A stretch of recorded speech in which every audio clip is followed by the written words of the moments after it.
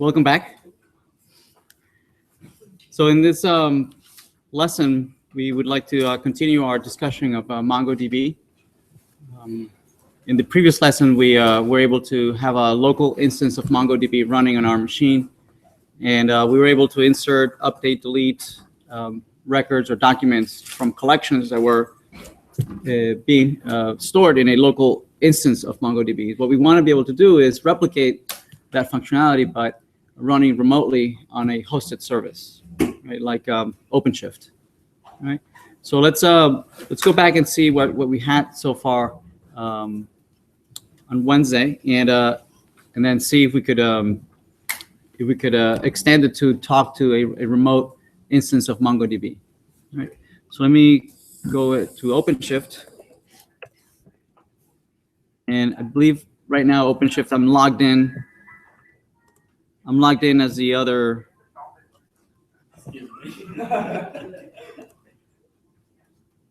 Someone else. I'm going to sign out.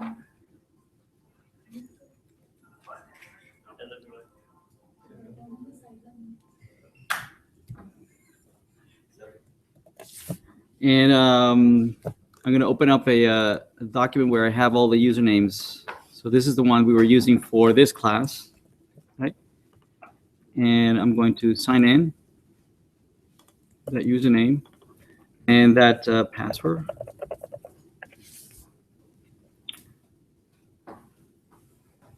Right, this is the application we were playing around with, right? It was a very simple NodeJS being hosted on OpenShift. If we click on it, we'll remember that it allowed us to create and delete and update documents that were being hosted on a server, right? On a NodeJS server running on OpenShift. Let's clone this so that we can play around with it locally, right? So I'm going to copy the URL for the Git where the source code is being hosted, and I'm going to go to a local directory. I'm going to go into OpenShift.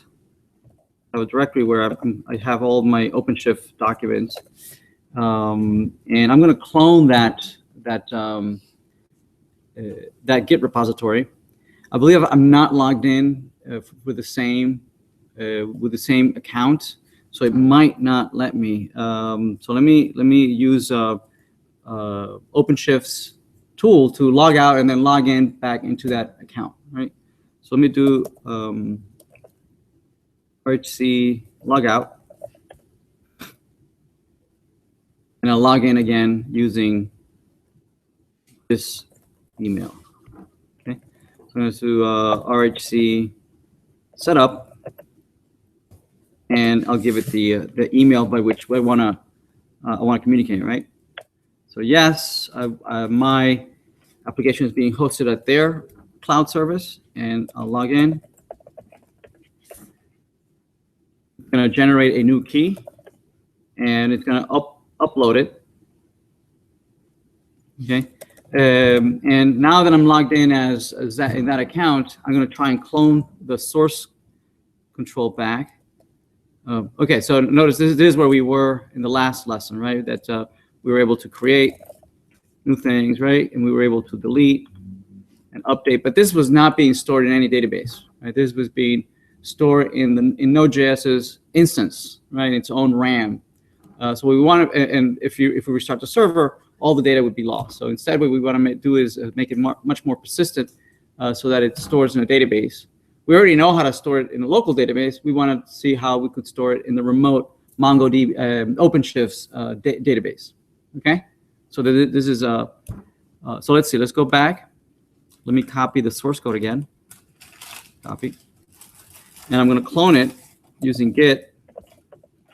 Okay,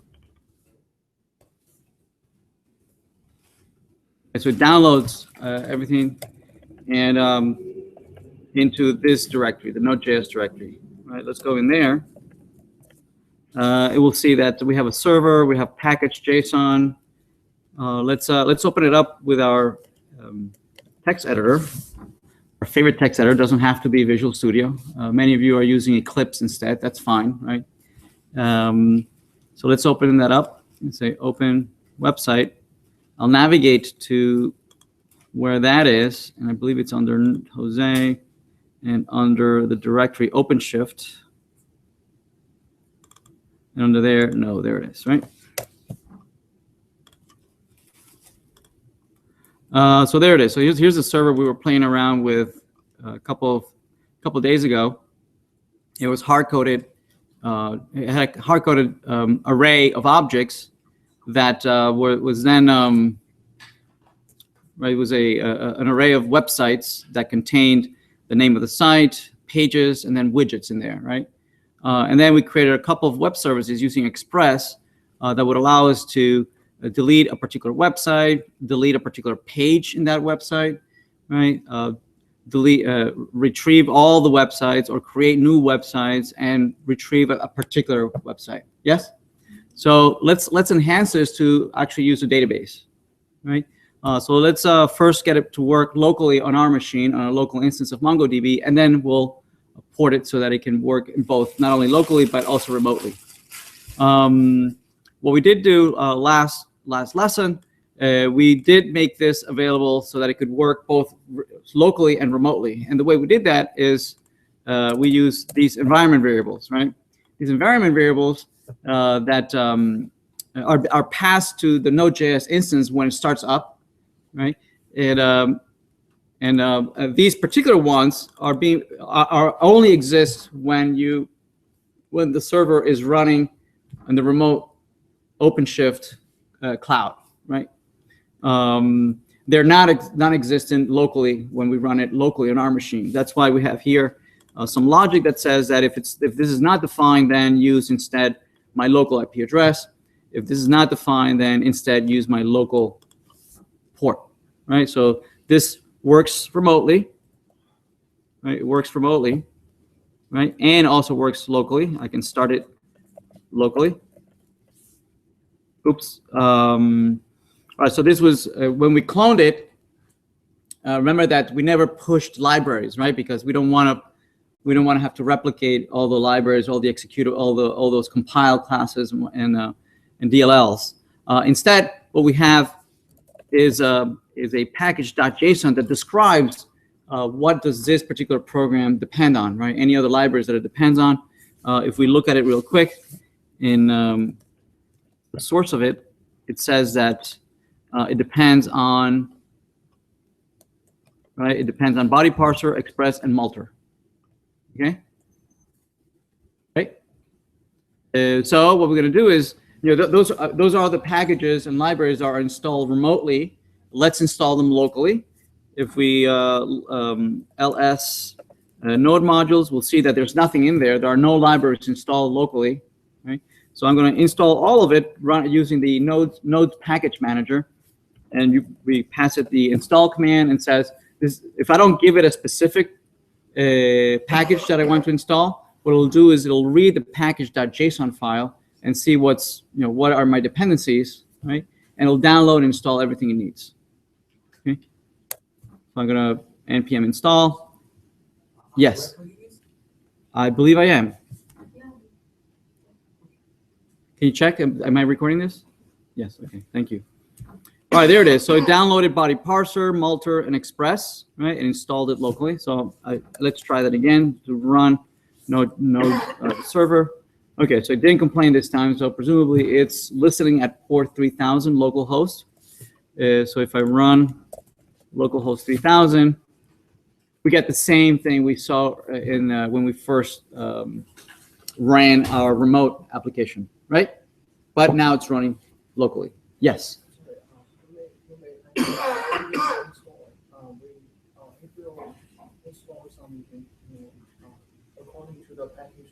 Yep. Right. Remember that in node modules it was empty, right? But now if you do ls node modules, now it has body parser, express, and multer installed locally, right? Can we also install some JavaScript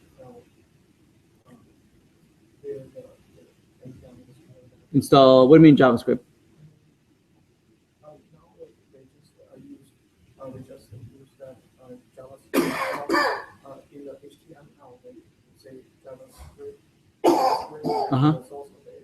Right. So all that is here, right? It's under public. It's under public. These JavaScript. You mean these? These libraries?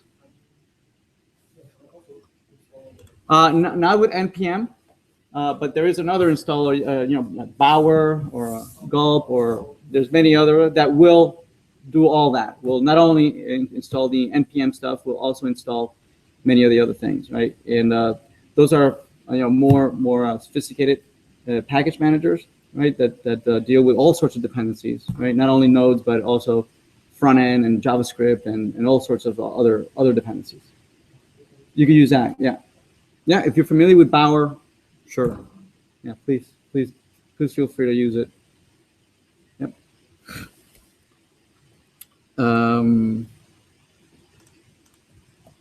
Okay, so we install that, and we have the server running locally.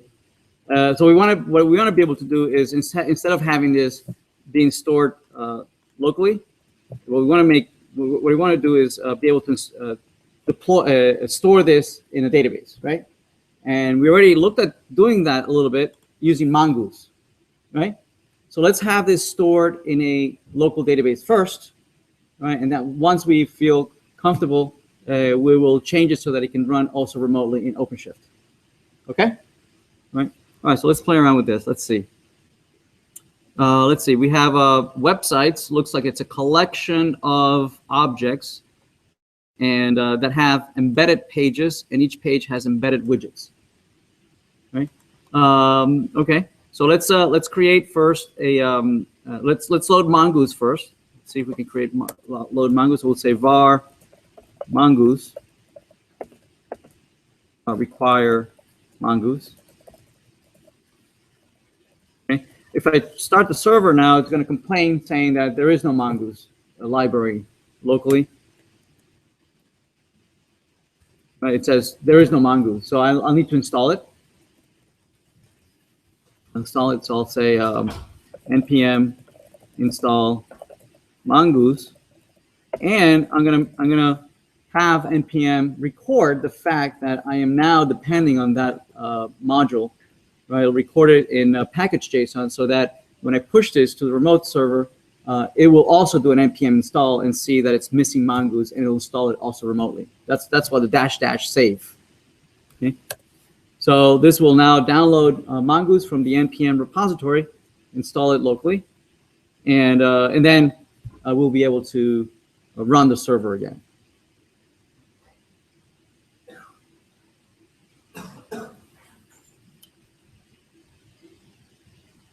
Okay. So if I run the server, this time it doesn't complain, right? It says, yes, I found that library, right? But we're not actually doing anything with it. Right? Let's see if we could do something with it. Let's see. I package.json reloaded saying that Mongoose now is part of the dependencies. So let's close that. So let's go to the Mongoose documentation to see what we need to do here. So let's go to Mongoose JS. And so we did the require, right? We did the require, and we need to connect to the database, right? So let's try and connect to the local database.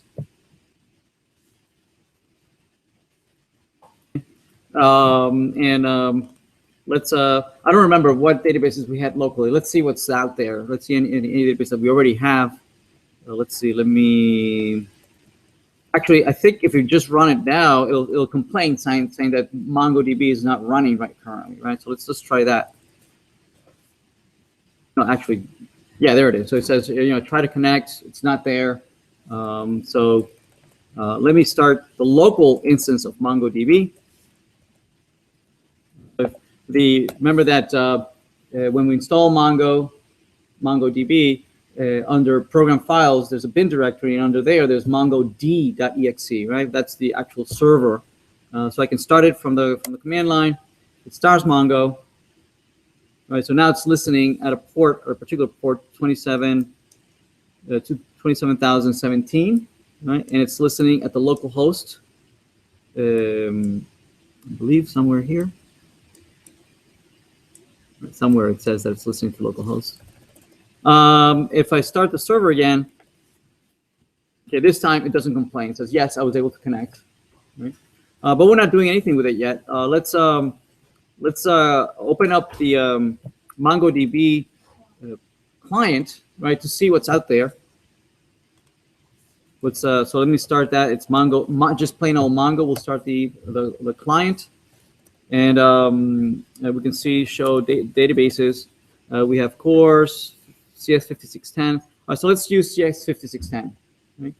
So let's go in there. It says use CS5610. Let's see what collections we have there that we were playing around with. There was developer and form. Right? This is what we were playing in our last lesson, right? So it looks like we don't have a collection for websites or pages or widgets, right? So we'll do that. We'll do that now, all right? So let's go back to our server, our code, and say, okay, I want to connect to that database, CS5610. Right? We'll connect there, and let's start with. Let me put this a little after this body parser.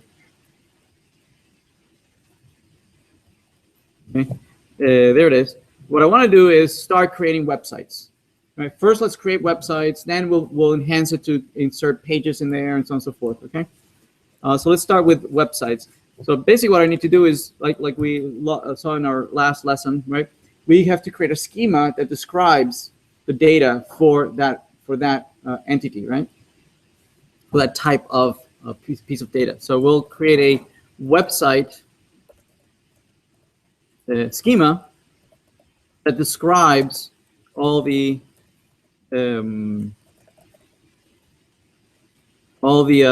types of data that are required for websites. So websites have what? Have names. Has a name. What else does it have? And it has pages. Those are the only two attributes, right? So for now, let's just go with name, right? And then we'll add pages. So let's go and say name, and name is just a plain old string. And now to be able to instantiate these websites and store them in the database, we need to create a model, right? So let's create a model. Oh, also remember that the default collection name, is based on the plural version of the name of the model, which we haven't created the model yet.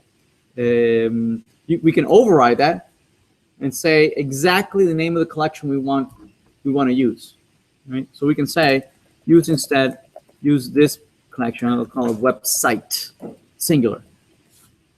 Use that collection. Otherwise, it would guess what the plural is from the model, name of the model. So I'm going to say var website model equal. Oh, this is missing a new. Sorry. I'm going to create the model here. I'm going to say mongoose.model, the name. I'll say that it's website model, and the schema that we're using. So website schema. Okay? And then we can create an instance of it. Let's see if we can create an instance. The way we create an instance, we would say website model. Oh, sorry. You create a variable, site1, say, using the model, new website model, and give it the data corresponding to that. So it's only the name. So I'm going to say name, and I'll say that it's site1. Okay, once I have an instance, now this is a managed object. It's an object that is managed by Mongoose, right? So it's not just any JavaScript object, right? It has lots of other methods in there, embedded in there, that allow it to interact with the underlying database, right? So, for instance, one of the methods that Mongoose adds to this object is the save method. Okay, when we call that, it will actually go and insert this new record in there. Currently, in the collections, notice that we don't have a website collection, right? Once we do this insertion, right, it will create a collection website because it wasn't there, right? It'll first check if it's there. If it's not, it'll create it. Otherwise, you just reuse that collection. And then I'll insert one record or document, right, with that data, name, site1. Okay. All right, so let's run this server. Okay. Now we can go back to our client, and we can show the collections again. Notice that now there is a website collection. See that? That wasn't there before. We can see the content, right? And we'll see that we do have that one document, right, with name, site1, plus some other managed fields, right, that are used by MongoDB to keep track of all this, of the uniqueness of our data for indexing and performance. Okay, right. So we were able to insert. What we want to do here is that instead of storing like this, we want to do this programmatically. Instead of doing it when the server first starts up, that's what happened, right? The server first started and we inserted immediately. Instead, we want to do it conditionally when we post. Remember, here's post. Remember post, right? We would like to create the site and then do the save. Okay, make sense? All right. So let's try and do that. Let's rerun this. Run it again, and I go back to my client. And I reload. This is locally, right? I can post whatever I want. Notice that I'm not using the data that I'm sending, that I'm posting. I'm just creating site1, site1, site1, site1. Every time I post, that function will be called. It'll do an insert into the database, right? So if I post once, twice, 3 times, right? Okay, so where is this coming from? This is coming from the array in the RAM, right, in the server, right? This is not coming from the database, right? We haven't yet done that, right? So if I go to the database and I do a find, notice that they have all been inserted, right? Site1, site1, site1, site1. Yes? Okay. So it's completely ignoring what I'm passing, right? Because that's what my code says, right? My code says the data that I'm passing is in the body, which I'm completely ignoring. Right? I am just inserting just this hard-coded data. Yes? Let's see the data that we're passing. What is the data that we're passing? Let's see. Let's do one more. See the data that we're passing in the network. Clear. When we post, let's see. That's the post. What are we sending?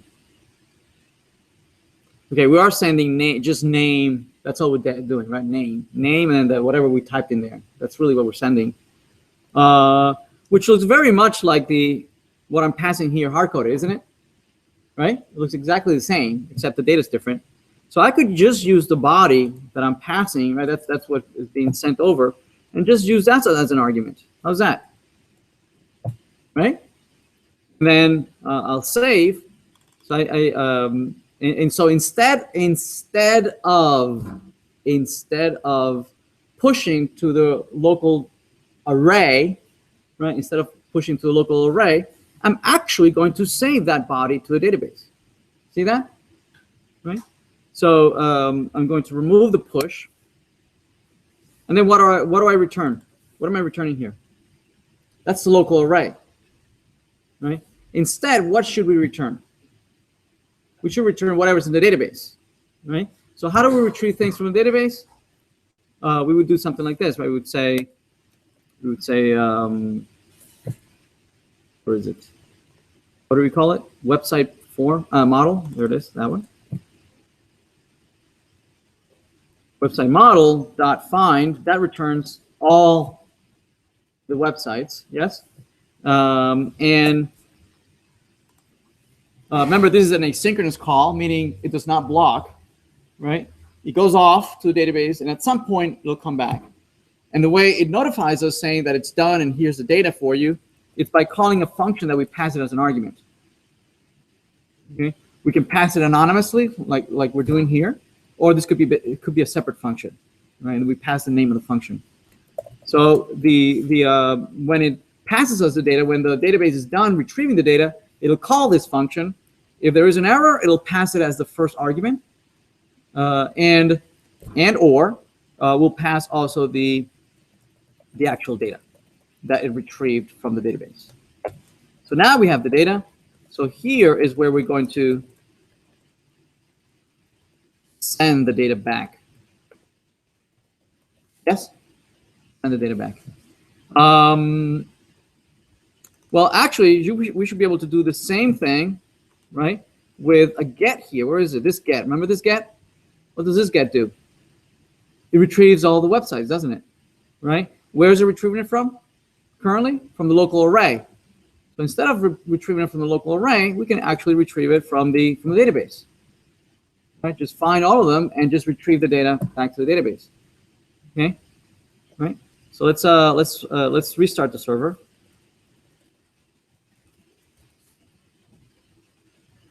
Okay.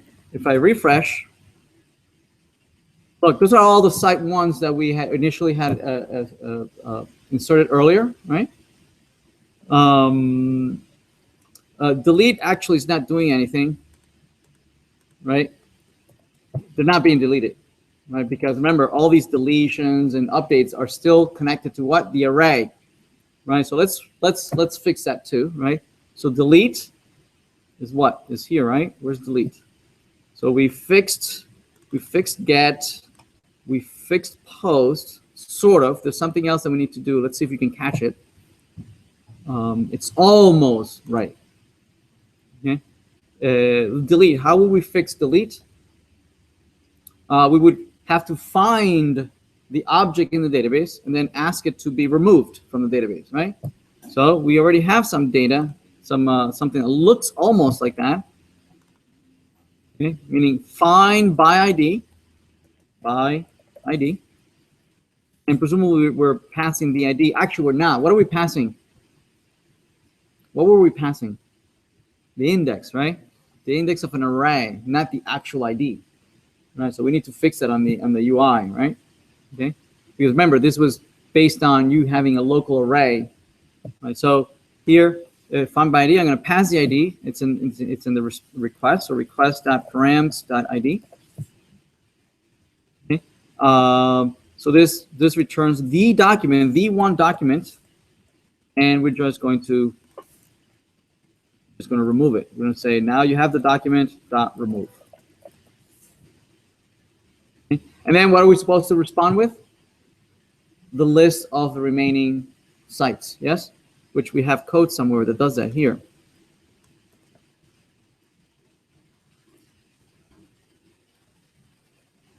Okay, what's wrong with this? It's almost right. Remember, these two are asynchronous. These two calls are asynchronous, right? Meaning, when this starts, when the command here is sent to the database, right? It's not going to wait for the database to come back and say, yes, it was done.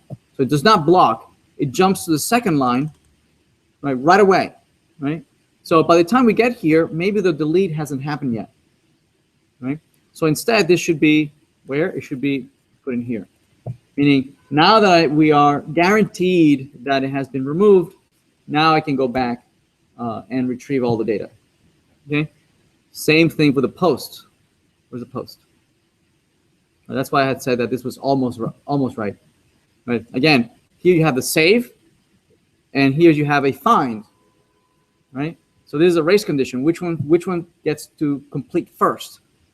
We don't know. We want to guarantee serialization. Right. We would say yes, save it. After you're saved, then retrieve all of them. Right. So to guarantee that this works, we're going to do this, right? When the save is done, it will notify us by calling this function, right? And here's a new document that was just added, right? And in here, we're going to query all of them. Okay. Again, there's quite a few things that we could do for optimization, right? We could do a lot of caching, right? So that we don't have to go back to the database for everything, right? We already have some of the data model already loaded. right? And we're adding just one document. Well, might as well just maintain the local array and perhaps update it, yes, and make sure that it's synchronized. Although they could become stale, right? If you have multiple users, right, and each one may be running its own thread, who knows, right? The safest thing here is that I'm always retrieving the latest of what's in the database. All right, so let's see. Remember, the delete only works if this indeed is the ID, right? Which I don't believe it is. Let's go back to our client, which is the rendering that renders this. We go to our index that renders all our websites. Remember, this is the deletion. Where is it? Remove. See, it's passing the index. Passing the index, right? So this was okay. This was okay when it was based on an array, right? In a local array hosted by the server. Instead, we're going to pass the index of the website. We'll say website. We're going to pass the index. Index. ID, sorry. ID. And let's make sure that the controller is right. So the controller is here. So there's remove. Where's remove? Remove is no longer an index. This is an ID. We are passing the ID for removal. Okay. All right. Let's start the server again. See if it works. If we broke something, let's refresh. Yes, it's all running locally. So let's remove. Let's see if the remove works. Okay, so it looks like it's working. Let me refresh. Let me restart the server. Make sure that I'm not using the array. Let me refresh. Yes. Okay, so it survived the restart of the server. Right. So we are going to the database. Let me list the database. All the records. There are 2 records, and there are 2 records. Right, so it's working. We can remove all of them, and we can start saying site A, site B, and we can fetch them. And yeah, there we go, site A and site B. All right, so we are connected to the database. Right. There was one more thing, the update. Right, the update. That was we'll refactor the update, and to do that, where is it? Update. That must have been a put, right? So delete. Let's see. We have delete. We have 2 deletes. One was for the page, and one was for the website. We'll deal with pages later. Okay. Delete. Get the website. Post the website. Oh, there was no put. Okay, I guess we never got to it. Let me see. How did the so select? Oh, selected the index, and then what did that do? So selected index, select index. Yeah. So selected index, and then there was no put. Okay, we never got to it. I guess we never got to it. All right, that's fine. We'll let's now see if we can move this over to the remote server. Right, we want to have this working on the remote server as well. Okay. All right. So to do that, we're gonna use a similar strategy that we used for finding out the that allowed us to determine whether we're running locally or remotely. Right. We're gonna use the environment variables. Okay. There's a particular environment variable that tells us the database that we're going to connect to. Locally, this is the database that we're connecting to and the schema that we're connecting to. Right? This is the connection string for the local environment. Right? For the remote environment, there's going to be a completely different connection string. Right? We need to find out what that connection string is. Right? So what we're going to do is I'm going to create a very simple web service here that's going to print out all the environment variables, right? Because I never remember what that environment variable is for the connection string, right? So I'm going to create a very simple web service that just print, just give me all the environment variables, right? So I can know what the URL is, so I can copy it, right? service I'm going to write, it's a little risky in that it exposes all sorts of things, right? Like passwords and all sorts of things, right? But I just wanted to expose it to you just to show you what are all the environment variables that are available to you when you're running remotely, okay? All right. So let's do that. Let's create a simple. Another thing I'm going to do is I'm going to comment this out so that the server, when it runs remotely, it doesn't try and connect to this database that doesn't exist, right? If it tries to connect to something that's not there, it'll throw an exception, it'll crash the server, whatnot. So I'm just going to comment it out for now, okay? All right, so I'm going to create a little web service here, get, that's going to map to process. So process is, I want it to give me this variable, process.env. All right, so send that back to me so that I can look at all the environment variables that are remote. I'm going to say, if that's the URL, I want you to respond.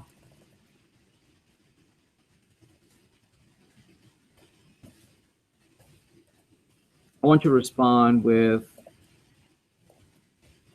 JSON process.env. Okay, well, that's going to expose lots and lots of environment. Notice that if I run this locally, I should test it, right? Notice that I'm not connected to the database, right? So I should not try and insert or delete because then I'll get an exception, right? Because I'm not connected currently to the database. If I do a process, right, it gives me all the local environment variables, right? So you have computer name, right? App data. So these are, notice that these are all local paths, right, to my local machine. Okay. Right. So I want to do the same thing, but when it's remote. Right. So let's stop this. Look at what has changed here. Let's see. I have modified the server. I've modified the local Angular application. I've modified the index. The package JSON probably says that I have new things like Mongoose.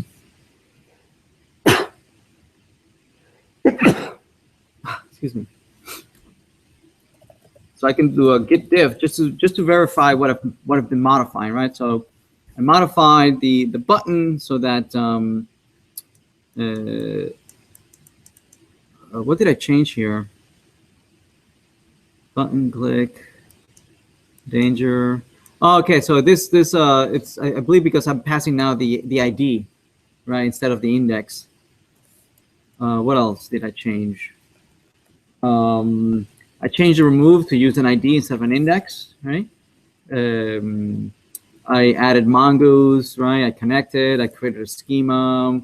I removed the, so instead of manipulating the local array, I'm manipulating the database, right?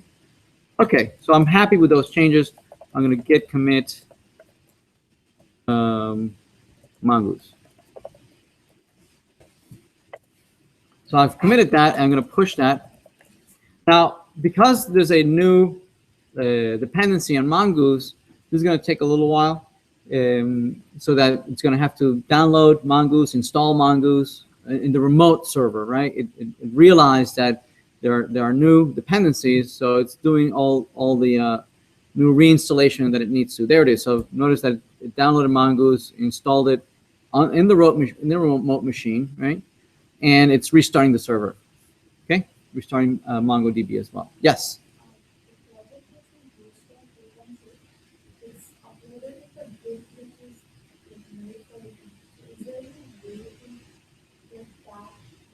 Yep.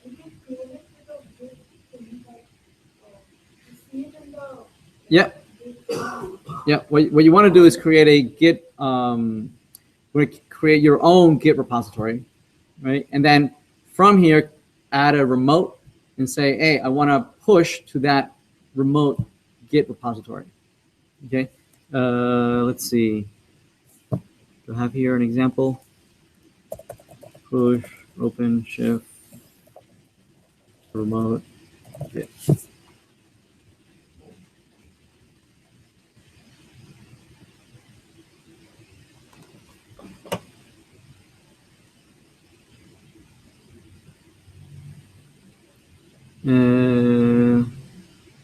All right, so there it is. So what you could do is create your own repository, right, in Git, right? Perhaps one that is right next to the one you're using for this class, right? Create a separate one for OpenShift, right? And once you know the URL, right, you can say, git remote add, and you can call it whatever you want, right? You can call it CS5610 or whatever, right? And then the URL for that git, okay? And then you're gonna push. But instead of saying git push, if you say git push, it'll push to OpenShift, right? But then you can say git push to this new repository, right? This is the name backup, right? And then it'll push to the other repository. One of them is public, right? And you can share with the TAs and myself, right? Whereas the other one is private in OpenShift, right? So you'll maintain two, right? One that you're working, and that's your working repo, right, to deploy to OpenShift. The other one is to submit your experiments and all your and refer to source code and show your CSS, your Node.js, your server.js, all that source code. Well, the creation of the remote, you only do it once, right? Then you do git push, right? Every time you upload to OpenShift, and once you're happy and you want to make that available for us, TA and myself, to take a look at, you push to the other, right? Once, or maybe if you're doing 5 experiments, then you're going to do that 5 times a week, once a day. Make sense? Or every time you want us to know that you fixed something or you added a new feature. Okay? Make sense? All right. All right, so I've deployed. I'm going to hit the remote server. So the remote server, which is, okay, there's the remote server. I'm going to say /process. So notice that I did the same thing locally that I did remote, right? This is what I did. I did remotely, but I just had done earlier locally, right? But notice that remotely I have tons of other environment variables that I didn't have locally in my machine, because this is running on somebody else's machine, right? On OpenShift cloud. And there's quite a few things in here, right? Where my logs are going, right? The Node application that is running server.js, all sorts of things. One of the things that we're looking for here is MongoDB. And there's nothing about MongoDB. And it's because we haven't installed MongoDB on our server. Okay, let's do that. Let's install MongoDB on our server. Go back to OpenShift. So that's my application, right? Notice that one of the options that you have once you are in an application is to add MongoDB, right?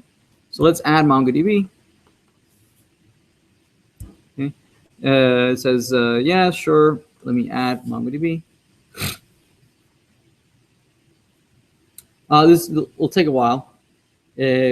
Once it has installed, and we go back and access that process that I showed you earlier, there'll be many more environment variables associated to my server, right?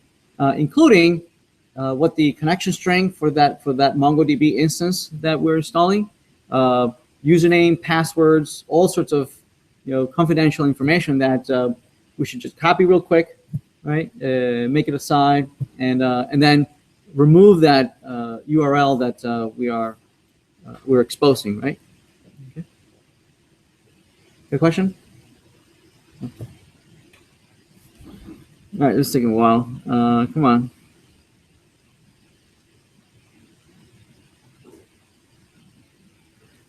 The free version of OpenShift allows you to install up to what they're called gears, 3 gears, right? The first gear that we're using here is the Node.js server itself. That's 1 gear. The second gear that we're installing in here is the database. That's 2 gears, right? And they allow us to install 3 gears, up to 3 gears. The third one could be maybe a client application that would allow you to manage or administrate MongoDB. Right? We're not going to do it right now. Okay, notice that it creates it and it says that that's the connection string, the connection string. I'm going to copy it locally.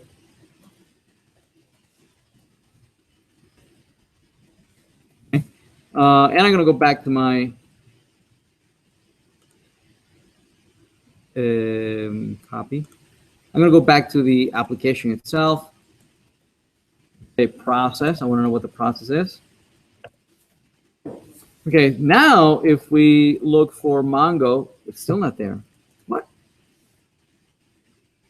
I need to restart it?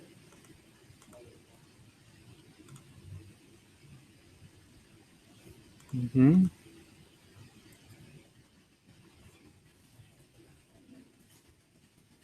Oh.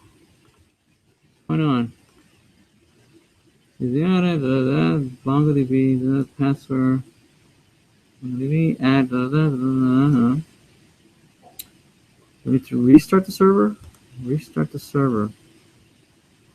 Depending on the restart. I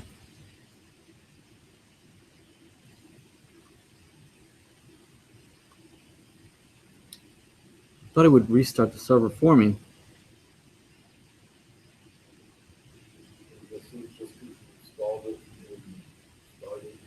Yeah, maybe.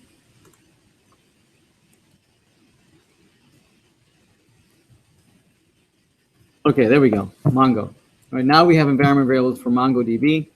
It says where the logs, the username, right? The password is here. Everything's here, right? And the URL that we're looking for is a connection string. That's the connection string. There it is, right? So this is the connection string, and that's the environment variable that keeps track of that URL. I'm going to copy that, and I'm going to go back to my local server, right? Well, the first thing I'm going to do is I'm going to comment out a process, right? Because it exposes quite a bit of information that I don't want to be available. So now we need to make some logic saying, am I running locally? If I am, then use the local connection string. Otherwise, use the remote connection string, right? So so here's the connection string. Here's the local connection string, right? That's the local connection string. What I'm going to do is I'm going to calculate the connection string based on that environment variable. And I'm going to say var connection string is going to be either process env dot that, right, if it exists. Otherwise, it's going to be this local one. Okay. And then I'm going to use this as an argument to the connect. See that? And so now this will be able to work remotely and locally. Okay? So I think we have that enough. Let's run it locally. See that we didn't break anything. Node server. Let's see that locally we can do index. There it is. So it looks like it's working fine. Site C. And let's see if I am able to insert. So yeah, so it still works locally. Let's push this remotely. Let's say git status. Git status.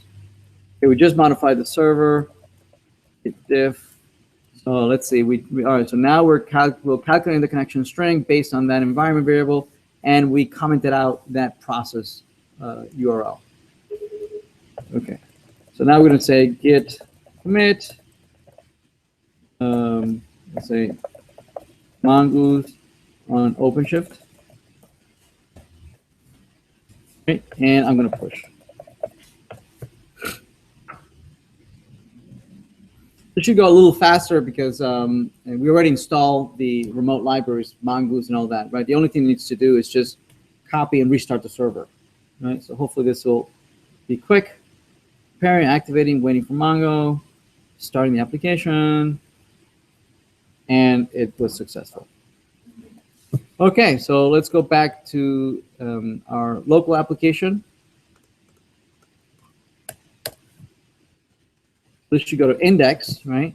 And let's see if we could do site 1, 2, 3. All right, looks like it's being added, right? Before 345, right? Looks like it's working remotely. We can install an additional gear, right? Like for instance, Rock Mongo, right? That's a gear that would allow us to look at the remote data, right? Just like we have a local instance of Mongo, right? That allows us to view the data that we have inserted. We can have a remote version of this running against the remote database, so we can see the data that is being inserted remotely. So okay, so it added it,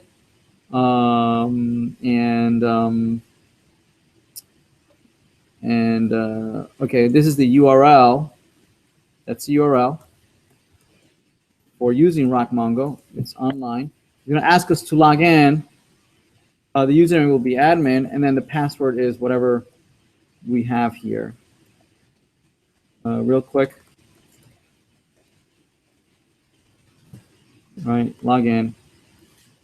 Okay, and the database that we're using to insert, it's this one here, admin. And notice that we have websites. See that? That's the collection we were working in, and there are 3. If I click on it, why is this so big? There's 3. Notice the 3 records, right? Side 345, 234, and 123. Right? It's the same. It's the same data that we're getting here. 123, 234, 345. See that?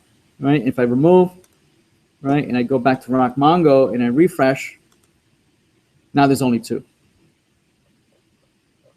Okay, that makes sense. All right, so let's extend the schema. Like I said, let's make this a little more interesting. So right now we have our schema is pretty simple. We just have a website schema, but we want to have websites have a one-to-many relationship with pages, right?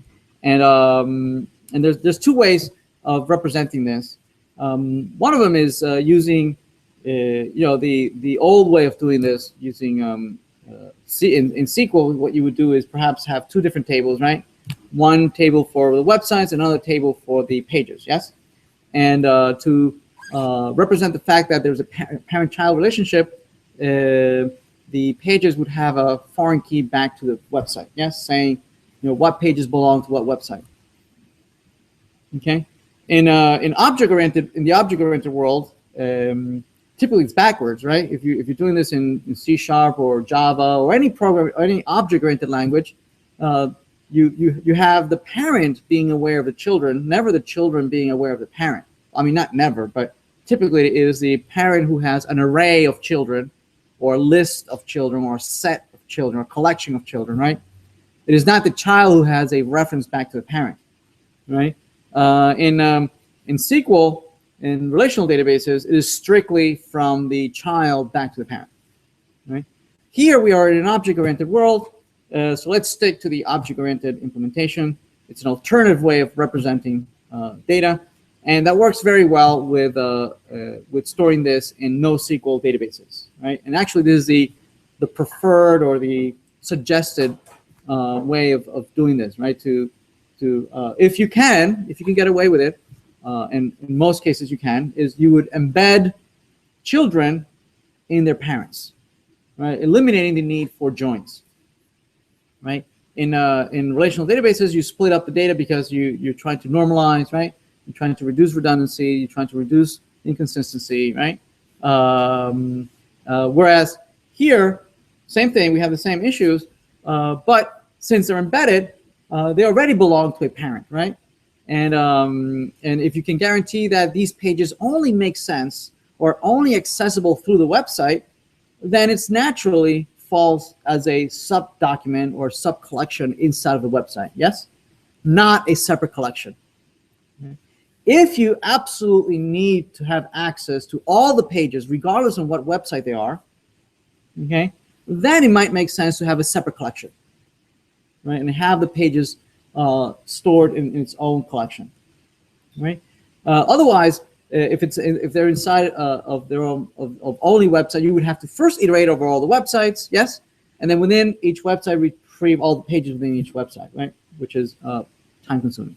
So anyway, so let's go with the embedded document model, right?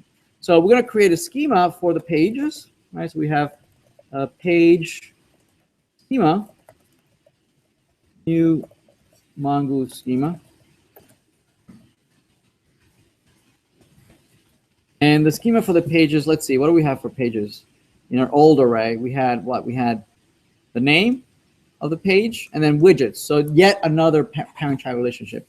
So let's go just with names of the pages. Yes? All right. So we'll go and say in the schema, we're just going to have name and it's a string. Okay. Let's extend this a little more interesting. We'll add an attribute created, which is of type date and has a default value of date now. Okay. All right. So we have the two schemas, and we're going to say that strictly this is going to be a sub document. It's only going to live within the parent of its page, of its website. So I'm going to say that this is the pages. I'm going to add a new attribute to the website that has now the list of pages inside of it. So I'm going to say pages is an array of page schema. Okay. All right. Let's see. Let me restart the server. Restart the server. Okay. Oops. Mongoose schema. Oh, did I mistype it? New Mongoose. Okay.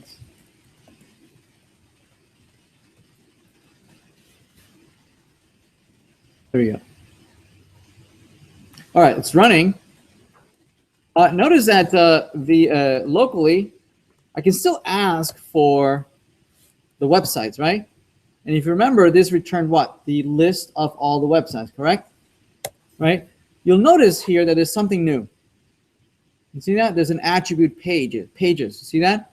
And for all the pages for all the websites that were already there, all the pages are empty, right? There are no pages for any of these websites because it wasn't there. We just added the attribute, right?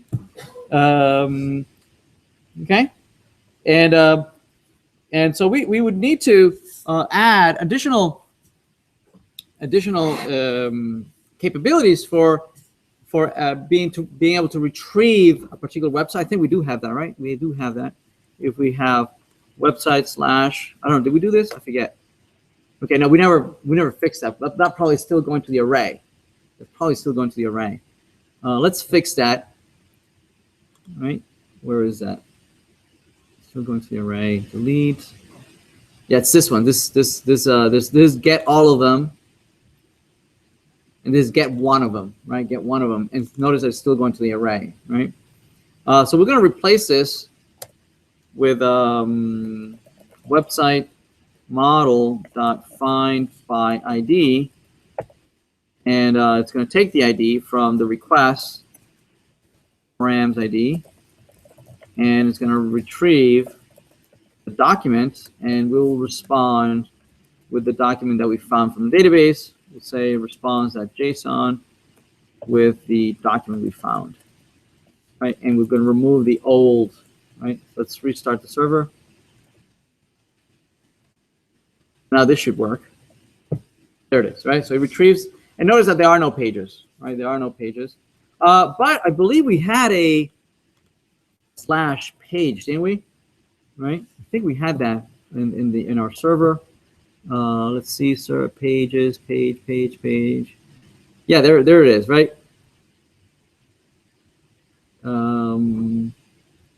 Get. Let's see. I thought we did. We have retrieved. This is what? This is find website by ID, right? This is create website. This is find all websites, right? Find all websites. This is delete a website, right? delete website by ID. We never did update. This is delete page. Oh, okay, so we did a delete page, right? But what about listing all the pages first? Let's do that first, right? So app.get, I want to retrieve for a given website, right? For a website ID, I want all the pages, right? So that does what? That does a function request response, and then this, what does it do? It has to retrieve the website. Once it has the website, it can return what the pages are, right? So that's easy. So that's website model, right? Find by ID. We give it the ID from the request.params dot website ID, and it's going to respond with the website. And what we're going to send back is the website pages, right? Pages. But we're going to retrieve it saying response.json dot pages. That's what we're going to respond with, the pages, right? Not with the document itself, but with only the pages, right? So let's see if that works.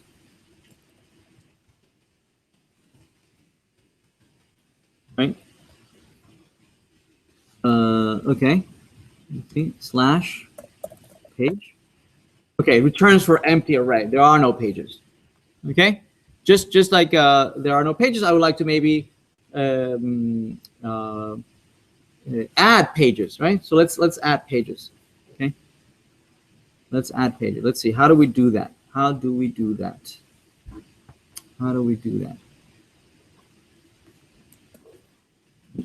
So what we could do is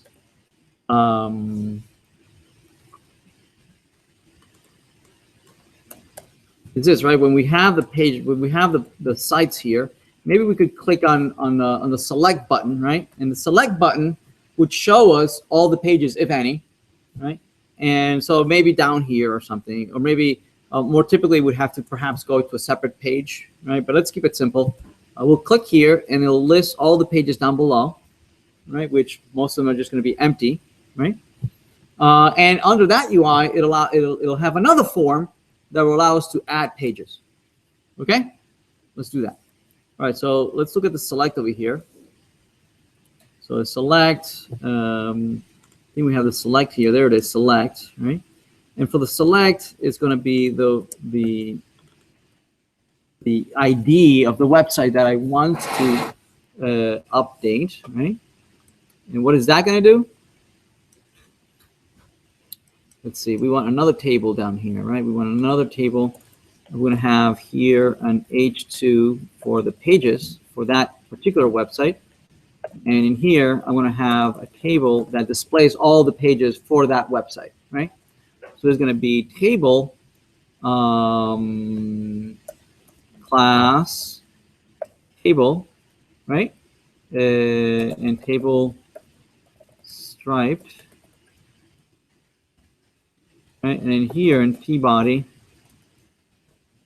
we're going to have a table row, all the table data. We're going to do ng repeat from where? Let's see. It would be maybe the selected something like pages or page in selected site dot pages. Did we do this before?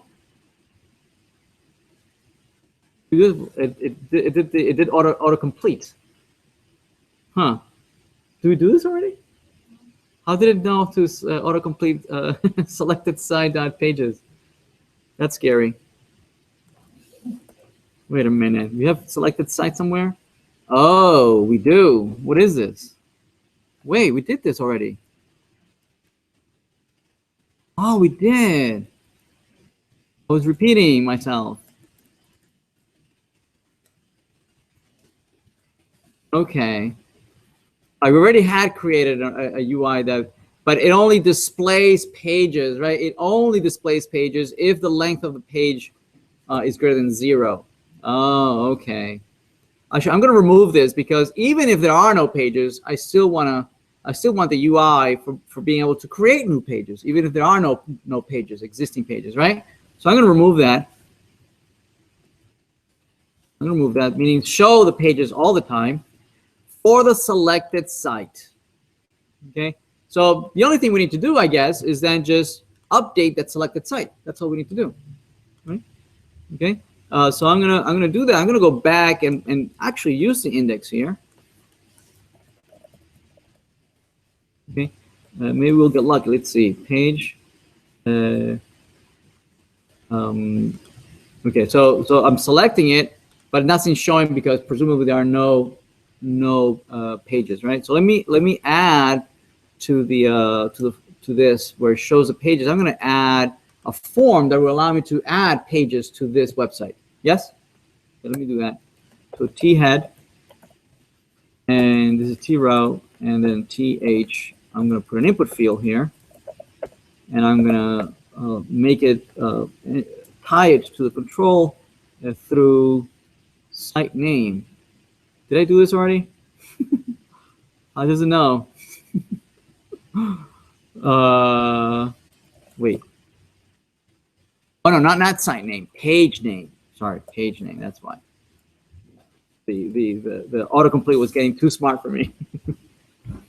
Okay, so class, form control. Here we go. Right, and we're gonna need a button for adding, and I already have a button. I'm gonna copy the same button. I'm gonna paste it here. Page name. I'm gonna put it here, right, like right there. And this button is going to say add page, right? Add page. I'm going to pass it the page object to which site? We know which one is the currently selected, right? It'll be to the currently selected site. Yes? All right. Okay, so let's go back to our client, right? And we already, let's see, we have an add page. We have a remove page. Let's have a scope add page function that takes as argument a page. And what do we want to do? We want to say, hey, selected site, you have a pages array in there, right? I want to push this new page instance. See that? Right? I want to update it. And let me run that. Let's see if it. Let me see where we are. Let's. Okay. Inspect. What's it complaining about? Console. Property. Blah blah blah. Pages of null. No. Add page 69. So 69. It says that pages is not there. So yeah. So maybe pages is empty. All right. So let's. We'll say, right, if type of this is undefined, right, we're going to create a brand new array, okay, and now it has an empty array, right, and then we'll push in there. So let's try this again. So we'll select this one. Okay, it adds it, but it's adding it locally in our UI, right? It's not sending it over to a server or anything like that, right? So this is completely bogus, right? So this is, and notice that it's linked, right? So it's by reference. So what we really need to do is create a brand new instance, right? New page. It's an object that has name, page.name, okay? And then put that one. And I don't need that. And then post, push that new page. So let's do that. So this is page 1. What's going on? New page equal name. What are you not liking?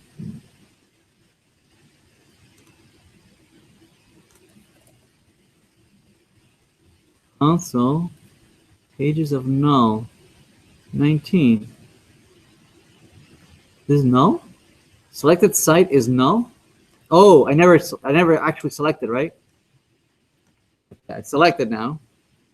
Try again. 1. Okay. 3. All right, so it's working. So the only thing we need to do is now we have in our object model, right? In our object instance of the Angular, we have the object model. We need to persist that to the server, right? And so we need to say, okay, so you have it locally. Now I want to go to the database and send it to the server and update what? What do I need to update? It's as easy as just updating the site, because the site contains an array of pages, right? And that's matches exactly the data model that Mongoose, we declare in Mongoose, right? So if I just update the site, it'll also update the pages, right? So I'm just going to say http.put, right, to API/website, and I'm going to push the selected site. I'm going to push the selected site. And as a success, hopefully, it'll respond with all the sites. Okay, scope.websites equal response. Okay. Notice that the server does not know anything about a put, right? So we're going to need to go back to the server and update the put, or create a put. Delete site. We didn't have a put, so let's declare it. Put API website, and then the ID. Oh, we didn't send an ID, right? Website / and then the ID. The ID is selected site dot _ ID. That's the ID, right? Okay.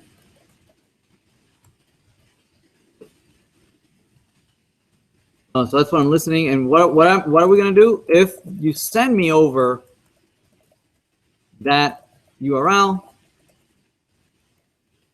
I am going to use the model. I'm going to say website model dot update. Okay. I'm going to pass it the ID. Right. So I'm going to filter and say, I want to update this website that has this particular ID, which is in the request.params.id. I want to set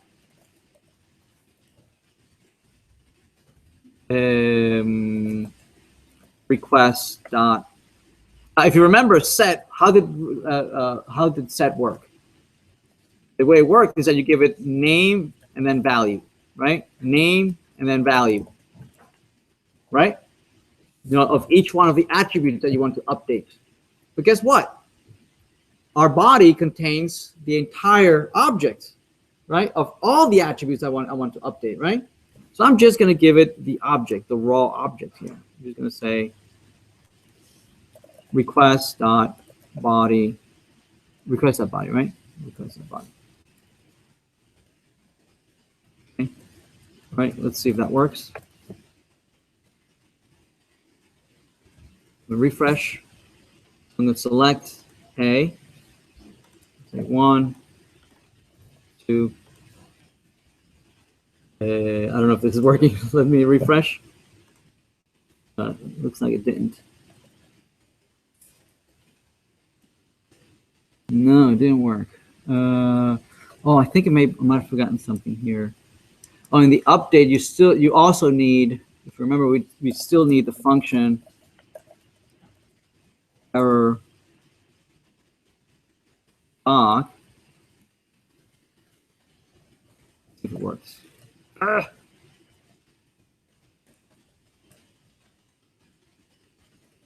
Refresh. Select the page. Select the site. No, it's not working. What am I missing? Oh, there they are. Created. Let me see. Oh, pages are there. There we go. The pages are there. See that? All my pages are there. Right? Pages are there. but it's not selecting it. Why is it not selecting it? Why? Why is this not working? Let me refresh. Refresh. So the data's there. The data's being inserted, right? Pretty. All right, there it is, name, right? Where the pages are being inserted, 1, 2, 3.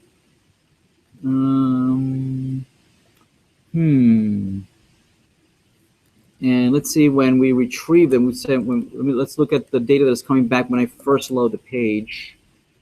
Let me see the network, the get, where it gets all the pages, the website. Let's see, localhost, Angular, API, AngularJS, localhost. Wait, where is it? API, is this it? Yeah, there it is. They're just retrieving all the websites, right? Let's see the response. Okay, this looks right. That one has no pages. Oh, there, the pages are there. Why are they not being named? Site A. Site A. Oh, no. Oh, there they are. They put them in reverse order. I thought site A was still at the top. Okay, that's what happened. Okay, site A is there. Okay, I thought this was site A at the top. Okay, so let's do this. Site B. So I'm going to do B 1, 2, 3. B 2, 3, 4. B 3, 4, 5. Right? If I go to site A, I still have my site A. If I go to site B, I have my site B, my pages for site B. If I refresh, right, and I go to B, I have my pages for B. I have my for site A. See that? So it is working. Even if I stop the server, right, and I restart the server, just to prove that this is not being stored at the server. Right, if I refresh, I go to site A, there it is. Everything's being persisted. Okay. Notice how powerful it is, right? That to store the data, I only had to update the top level parent, right? Because all the other objects are embedded inside of that top level parent. I don't need to create, if this would be in JPA, I would need to update, foreign keys from the children pointing back to the parent, if there's a mapping table in between, I have to update a mapping table. Yes.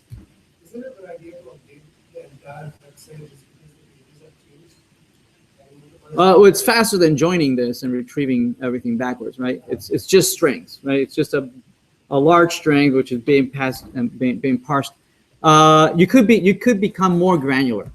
You can certainly become more granular, right? Yes. It also depends how big these pages are, right? What kind of for instance, when we started looking at widgets, and widgets contain raw HTML and contain all sorts of other things, right? Then it might make sense to start looking at becoming more granular, right? Like for instance, we could do something like what we did here, where we were retrieving a particular page, right? Okay, now here we were looking at a page, right? Pages, but we can write queries that narrow down and update only those sub documents that you want to update, right? So that you retrieve the object, you splice it on the server as opposed to doing it on the client, right? You splice it on the server, and then you update the individual widgets, for instance. That'd be a good idea to go that granular. Okay. But notice how nice it is that you have a data model on the client, data model on the server, data model in the database, right? And you have a one-to-one relationship, right? Whatever I do in the client gets persisted back to the database very easily. Okay. So let's have this. How about removing a page? How about removing a page, right? To remove a page, I think we already had something like that in the client, didn't we? We had this delete, right? Remove page index, right? If we go in the controller, the remove is somewhere here. Remove page, there it is, right? Remove page. Let me see, how does this work? This is remove page index. All right, notice how we were doing this, right? We were going back to the server, right? We told the server, hey, this is the page we want to remove. What we could do is something simpler, right? We could just update the local object, which is the website, right? And then say, well, update the website, right? And this will just persist the entire thing. So it's going to be much more simpler. We're going to say, you have the selected website, don't you? Right? Scope.selected website. That's the currently selected site. You have the pages, don't you? Okay, of that selected website. And that is an array, right? You can splice out right here at the page index 1. So you have updated it, right? You have updated it in the local Angular object model. So it has been removed from the model. Angular will make sure to re-render the UI to make sure that they're synchronized, that the control in the model is synchronized. But now we have to synchronize with the database. We have to say, hey, database, I've modified my data in the client. Make sure to synchronize with the database. And we have that somewhere here, isn't there? Where is it? There's a put somewhere in here. There it is, the put. It's the same put, right? So let's reuse that and let's put it here.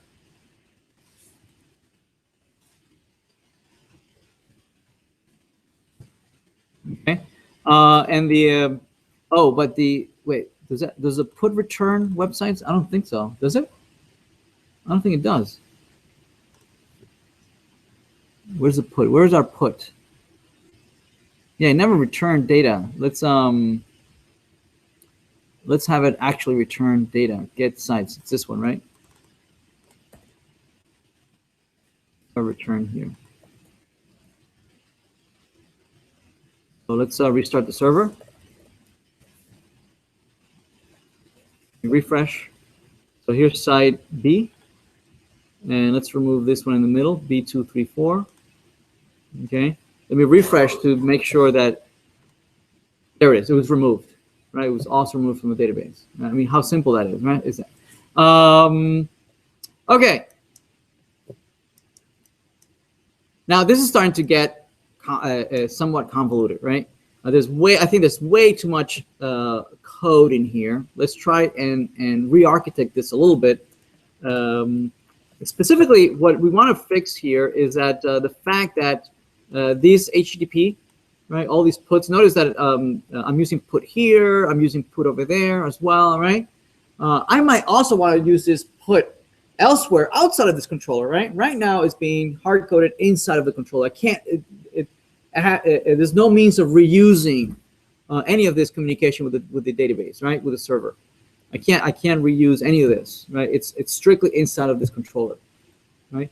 A better design would be to rip it from this controller, put it in a shared in a shared service, right? That can then be reused not only in this controller, but it can be used in many other controllers. Okay, so let's re-architect this a little bit, right? What we're going to do, okay, is we're going to create a service. We're going to create a service. We're going to say app.factory. I'm going to call it the, what is it? It's a website service. Okay, and it's going to have the following constructor, right, to instantiate, and we're going to put here some of the things that we were using here. So, for instance, this one of retrieving the websites. Where is that?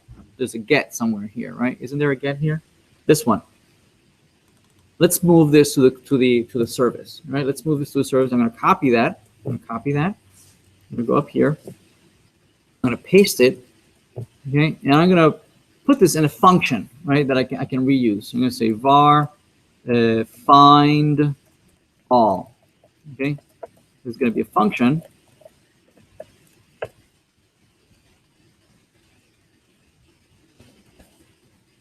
There it is. I'm going to put this in here. All right, everybody okay? And instead of hard coding here the function, because I don't know what you're going to do with the data, right? I shouldn't be responsible of knowing what you're going to do with the data, right? What I'll do is just I'll send it back to you. I'll send it back to you. So instead of calling this function, this anonymous function, this will be passed as an argument to me, right? A callback, and I will just call you. I'll call that callback for you. Okay, and you'll have to pass that as an argument. Yes. Okay. Right. And then I'm going to expose this. I'm going to expose this. This find all. I'm going to expose it as an object as a map that has the name find all that maps to my local function. Right. Now that it's a service, this service can be injected into any controller, including the controller we have. We only have one controller, right? But because it's a very simple application, but you can imagine that you can have many controllers, one per page, right? Each page might want to access the website, right? At any one point. So we can inject this website service into any controller, like that, right? And now I can replace this with my website dot find all and pass as an argument. I'll pass as an argument the function. The function knows what to do with the data, right? The service will go out to HTTP, right? We'll come back with data, and then it will call the function that you pass as an argument. This is the function that we passed it, right? We're passing this function. So it will call this function with the data. Here's the data. What is the controller doing with the data? It's sending it back to the UI. Right? This is how it sends it back to the UI. Okay? Let's see if it broke anything. The server's still running. So let's refresh. Okay, didn't work. Did something wrong. Let's see. What is it complaining about? Console. HTTP is not defined. Okay, so presumably in our service, here's our service. HTTP is not defined, right? So that we're going to inject it in here. There it is. Let's try this again. Okay, it worked now. There it is. Okay, so that's working. Let's do the other ones. All the other ones. All the other methods here, right? So for instance, what else we have? Find all. We have delete. Let's do that too. Let's put it in our service, right? So that it can be, again, this delete could be reused across all several controllers. So let's move this. I'll do copy, and I'll put it in here. I'll say var remove equals function. It'll take as argument the ID of the element and a callback, right? And here's the function we copied from earlier. And what is remove is going to call delete with the ID that you pass it as an argument. And instead of having this hard-coded function, it'll just call whatever callback you pass it. Okay, it can be called from anywhere, right? So now that we're going to expose this function as an API, right? And so now we can replace this delete with our remove, right? With our dot remove, right? And as an argument, we'll pass this function as a callback. Okay, all right. Let's see if it works. Let's refresh. So let's see if I can remove site A. Oh, that's selected it. So if I site C, remove site C. Okay, so it looks like it's working. Right, I can go see here and see if site C is still there. I have site B, site A. Okay, site C is not there, so it is removing it. So let's do for all of them, right? So that this is good practice, okay? So that you can reuse. You're making all these access to the database as reusable components, right? So let's go here. What's this? What did I copy? Post. So create, right? So that's also create. So let's put it up here. Var create is this function. A function you're going to give me as an argument the site and a callback, right? And what am I'm going to call HTTP for you. So there's the argument site. There it is. And instead of having this hard-coded function, I am going to call you back. Now, instead of this callback, there's an even better solution, right, of using what are called promises, a promise, right, which is a new technique of instead of having all these callbacks. If you do it this way, it might be that you end up having callbacks within callbacks within callbacks, right? If you want to serialize and make sure that things occur in a particular order, remember all these things are asynchronous, right? But sometimes you need to synchronize, serialize things. No, these have to happen in a particular order, right? And to do that, we have been using this technique, right? What do?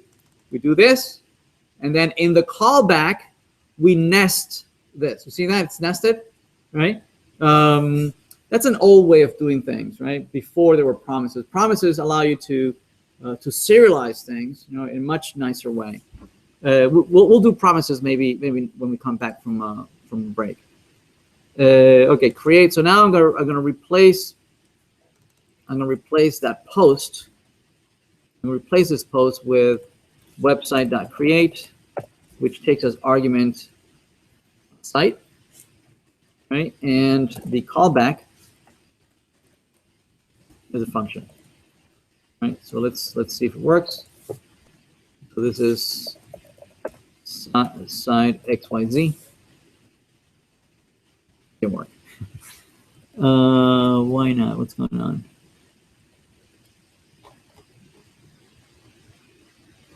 Oh, I never exposed it. Create. Okay.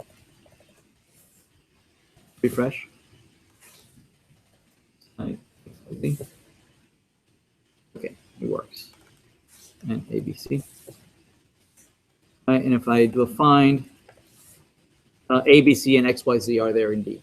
Okay. And finally, I think there's one more. There's one more. Remove page. Oh, there's put. Right. There's put. I think that's the last one. Oops. I just want to copy that.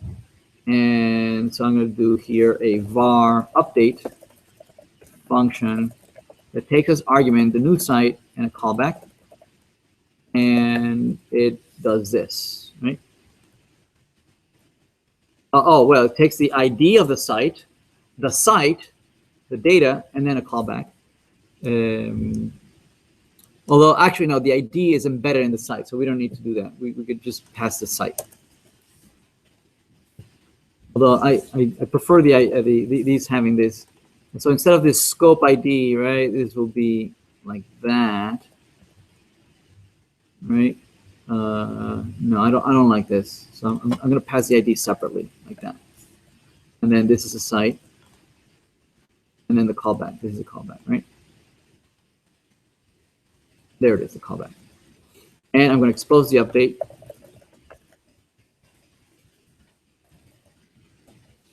So notice that it takes an ID, the site, and the callback. So let's update ours. This takes. I'm going to replace this with website.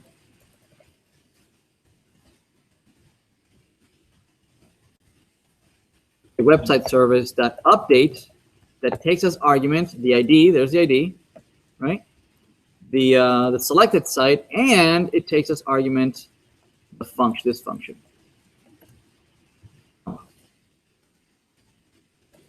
Okay.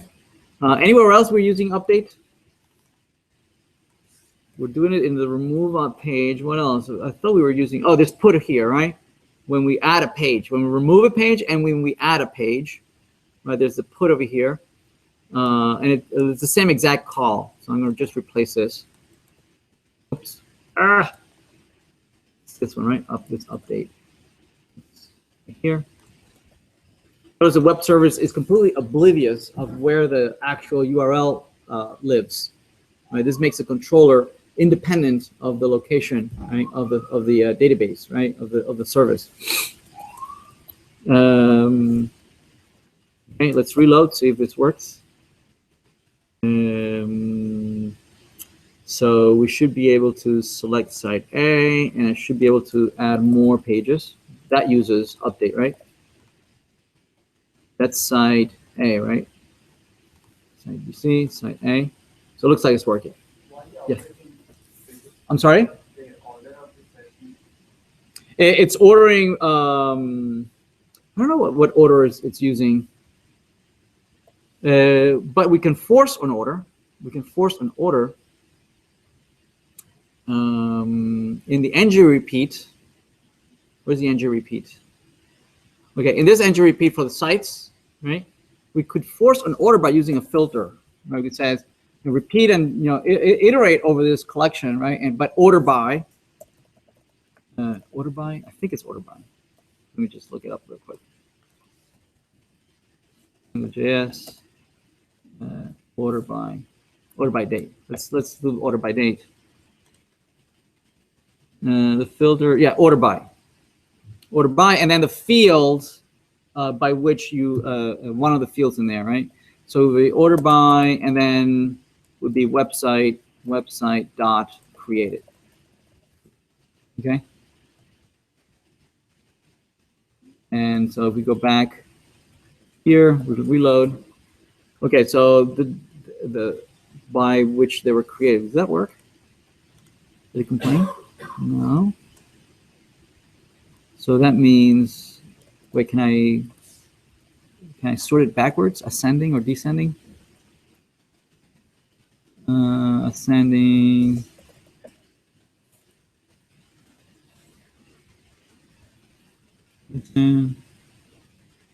Ascending. How do you do ascending? I forget.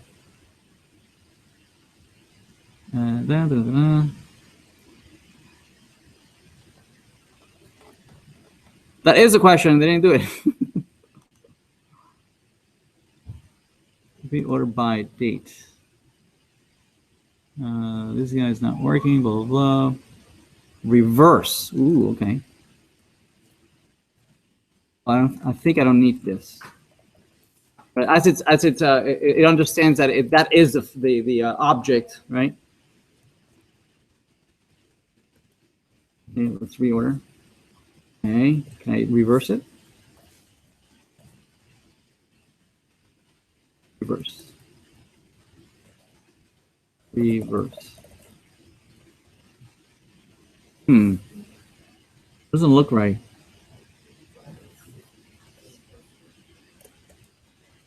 That reverse with, oh, okay, create order by, oh, true, create date true, really?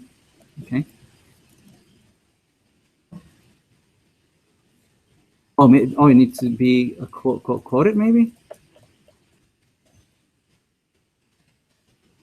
Oh, you know what? Because if it's not quoted, then it's a variable, right? The variable can be whatever you give it, right?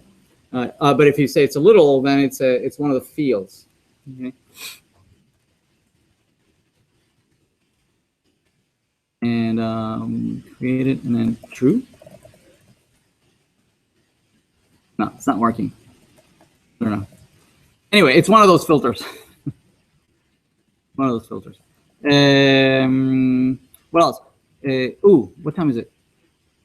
To what time? 1:30, right? Yeah. Okay. All right, let's leave it here. Okay. Another, what I wanted to show also is that this file has been growing and growing and becoming pretty big, right? So one of the things we should do is declare this web service, right? This website service in its own file. Okay, and if you declare it in its own file, you'll need to load it separately in index.html. You need to load the web service, right? And also declare that controller. You see that controller? This controller also should live in its own controller. It's in its own file. Okay, so that you have, you know, each site being its own, each controller in its own file. Each service also being its own file, and so on and so forth, right? Okay, yeah. All right, let's leave it here.